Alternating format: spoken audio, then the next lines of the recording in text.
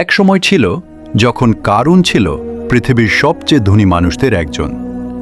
তার ধন সম্পদের পরিমাণ এত বেশি ছিল যে শুধু তার ভাণ্ডারের চাবি বহন করতেই একদল শক্তিশালী লোকের প্রয়োজন হতো। মানুষ তার ঐশ্বর্য দেখে বিস্মিত হতো, আর অনেকে মনে মনে চাইত, ইস, যদি আমাদের কাছেও এমন সম্পদ থাকত। কিন্তু এই সম্পদের মাঝেই লুকিয়েছিল তার পতনের বীজ। কারুন ছিল মূসা আলাইহিসসালামের জাতির একজন। আল্লাহ তাকে বিপুল সম্পদ দিয়েছিলেন, কিন্তু সেই সম্পদের জন্য কৃতজ্ঞ হওয়ার বদলে সে হয়ে উঠেছিল অহংকারী।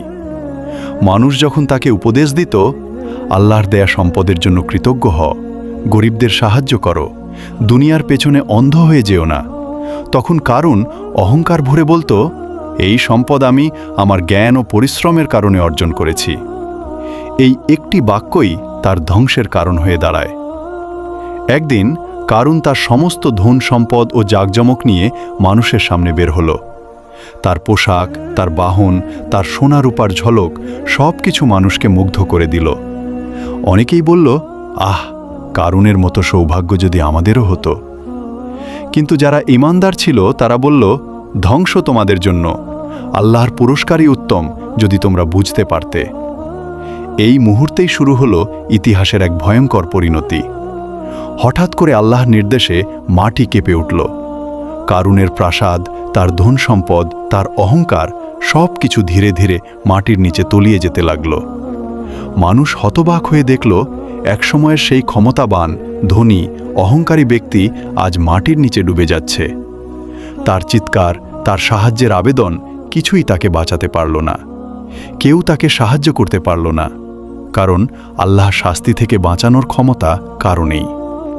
পরদিন সকালে মানুষ যখন সেই জায়গায় এলো, কোথাও কারুনের প্রাসাদ নেই, নেই তার ধন সম্পদ, নেই তার গর্ব। সব কিছু যেন কখনো ছিলই না। যারা গতকাল তার মতো হতে চেয়েছিল তারা আজ কাঁপতে কাঁপতে বলল, আল্লাহ যার জন্য ইচ্ছা রিজিক বাড়ান আর যার জন্য ইচ্ছা কমিয়ে দেন। যদি আল্লাহ আমাদের প্রতি দয়া না করতেন তাহলে আমাদেরকেও ডুবিয়ে দিতেন। এই গল্প শুধু একটি ইতিহাস নয়, এটি একটি সতর্কবার্তা।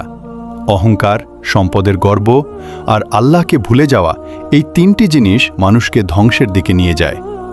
কারুনের ধন সম্পদ তাকে রক্ষা করতে পারেনি। তার শক্তি, তার প্রভাব কিছুই কাজে আসেনি। শেষ পর্যন্ত মাটিই তাকে গ্রাস করেছে। যেন পৃথিবী নিজেই বলছে, যে অহংকার করে তার শেষ ঠিক এভাবেই হয়।